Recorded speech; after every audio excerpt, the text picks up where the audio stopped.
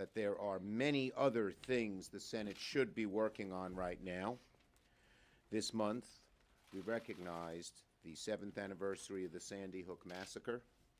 In the 7 years since that unthinkable tragedy, America has experienced countless incidents of gun violence, ranging from horrific mass shootings to the thousands of shootings that devastate communities every day. The Senate has not even debated background check legislation. The Senate hasn't debated legislation to reduce the cost of health care, college education, or prescription drugs. Republican leadership has even refused to work with Democrats on bipartisan solutions to secure our elections and deter foreign adversaries from interfering in our elections. All the productive activity in the Congress is coming out of the House. The Senate remains a legislative graveyard for so many different issues. Now on impeachment. As you know, the House is expected to vote on the articles of impeachment this week. Assuming the articles are adopted by the House, the Senate will serve as a court of impeachment. Conducting an impeachment trial in the Senate is an enormously weighty and solemn responsibility. It's one of the most important things that the Founding Fathers arrogated to the Senate. Senate Democrats believe strongly that the trial must be fair, and it's very important that the American people judge it to be fair. A fair trial is one where senators get all the facts and one that allows them to adjudicate the case impartially. 2 weeks ago now, I told Leader McConnell I was ready to discuss trial rules. Instead of talking to me, he spoke publicly about what a trial may look like and said he was taking his cues from the White House. It was very partisan, very slanted, very unfair. So to get things back on track, I sent a letter to Leader McConnell last night outlining a very reasonable structure that would result in a fair trial. This morning, I sent the letter to every United States senator, Democrat and Republican. I hope that all of my colleagues will look at this proposed structure and make up their own minds. The 4 witnesses we propose have direct knowledge of why the aid to Ukraine was delayed. We don't know what kind of evidence they will present. They might present exculpatory evidence that helps President Trump. It may be incriminating against the president, but they should be heard. But by virtue of the senior administration positions they occupy, each of them will have information to share about the charges made by the House, information that no one has heard at this point. In fact, in the case of Mr. Bolton, his attorney stated publicly that he has additional relevant information to share, information that has not yet become public. How, on such a weighty matter, could we avoid hearing this? Could we go forward without hearing it? And that is why I sent the letter, in part, to Leader McConnell. We also propose that subpoenas for documents that are directly related to the charges brought by the House come forward. There's always a lot of attention on the question of witnesses, but these documents are also of great importance when it comes to making sure senators have what they need to make a fully informed decision. Right now, I think the House has amassed a great deal of evidence, much of it in the form of testimony from the President's own appointees, that the President committed impeachable offenses. But a good number of my Republican colleagues have said they believe the charges are serious, but there isn't enough evidence yet for them to make a decision. We believe these witnesses and documents would provide the evidence they're looking for without being dilatory or letting the trial drag on for too long. I haven't seen a single good argument about why these witnesses shouldn't testify or these documents be produced unless the president has something to hide and his supporters want that information hidden. The trial structure I outlined in my letter to Leader McConnell will ensure that all the relevant facts come out without dilatory action. You know, there is a grand American tradition of a speedy and fair trial. That's just what we've proposed here. And I expect Republicans would be sympathetic to our proposal for that reason. The President and House Republicans have resisted letting all the evidence and facts come out. The President hasn't offered a single exculpatory bit of evidence that refutes what's in the House impeachment charges. They have not refuted them. Our document could be summed up by Joe Friday on Dragnet. Just the facts, ma'am. That's what we're interested in. Not diversions, not conspiracy theories that are irrelevant to the case. Just the facts, ma'am. As I said, the President has offered nothing exculpatory to disprove the evidence that has been put forward. Instead, he's orchestrated a cover-up. It's left many in the Senate and millions across the country asking, what is the President hiding? Why doesn't he want the facts to come out? In their investigation, the House compiled and presented an enormous amount of evidence in support of the articles of impeachment.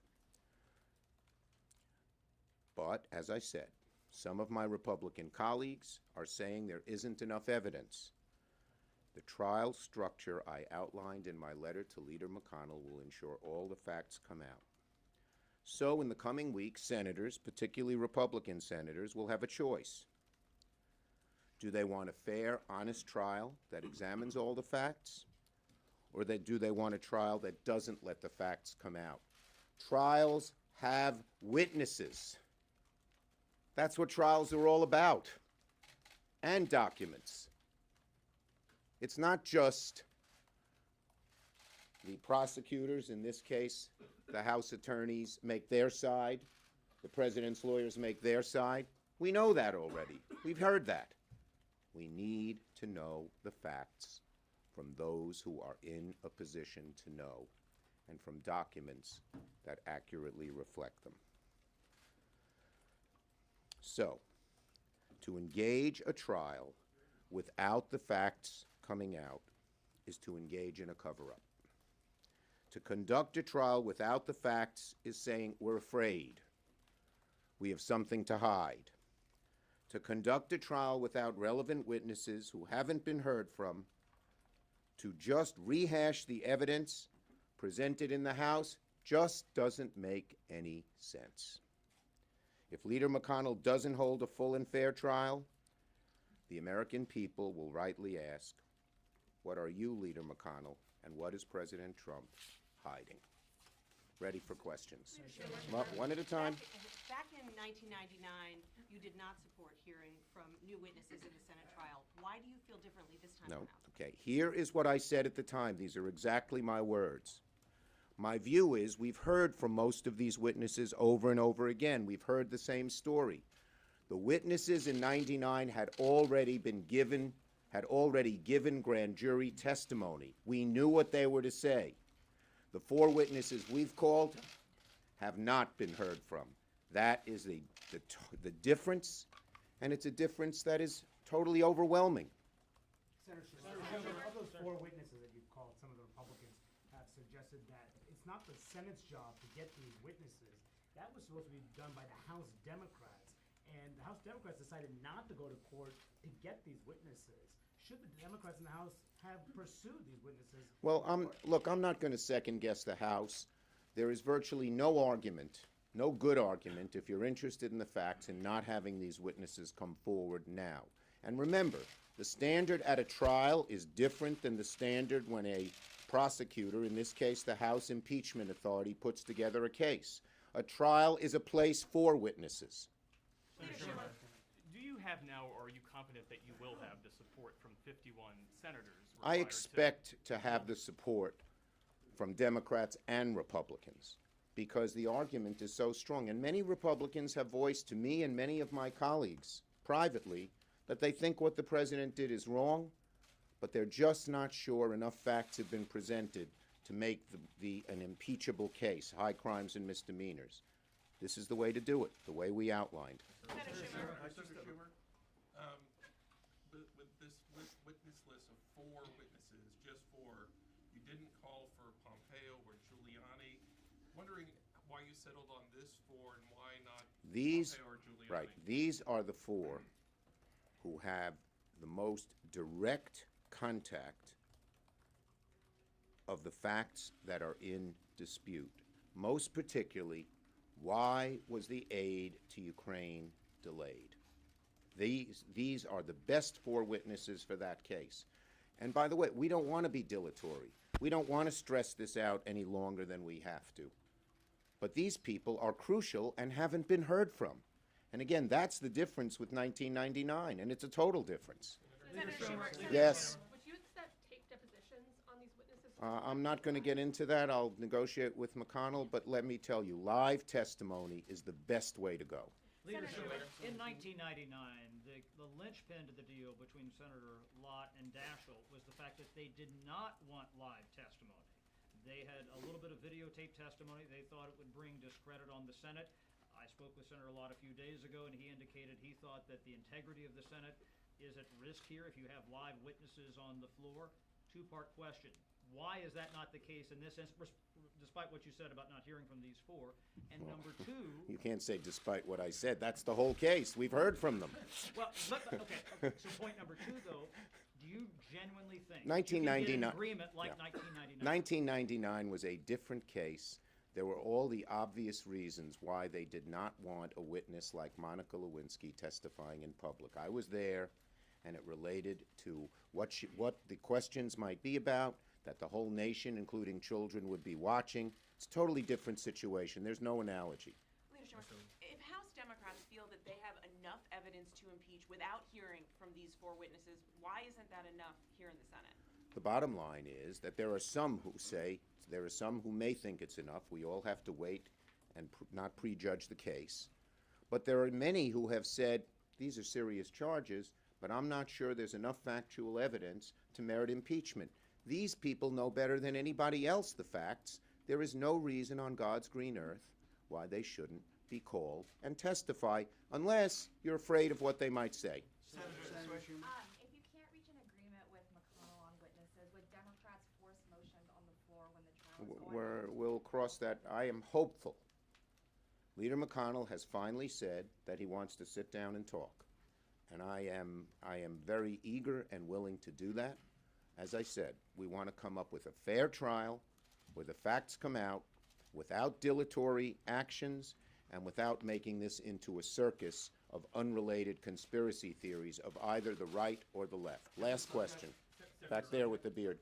Senator, on that last point, there are Republicans, including perhaps even the President of the United States, who have some ideas for witnesses that they might want to call. Are you willing, if Senator McConnell, Leader McConnell were to say, sure, we'll do some of your witnesses, but you have to do some of ours, are you willing to? Well, again, I think the trial should be focused on the facts that the House presented, not on conspiracy theories that some established liar puts forward, and then someone says, let's hear if that conspiracy theory is correct, which has no relevance to the facts here. So we ought to stick to the facts, and if there are other witnesses who might have witnessed what happened, who might have very strong evidence on the facts that the House presented, I'd certainly want to hear who they are.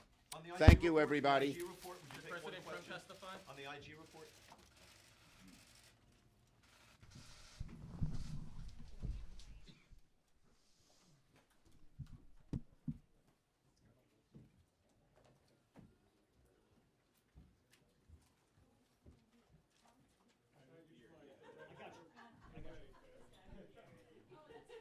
What'd you say, Robert? I couldn't hear you.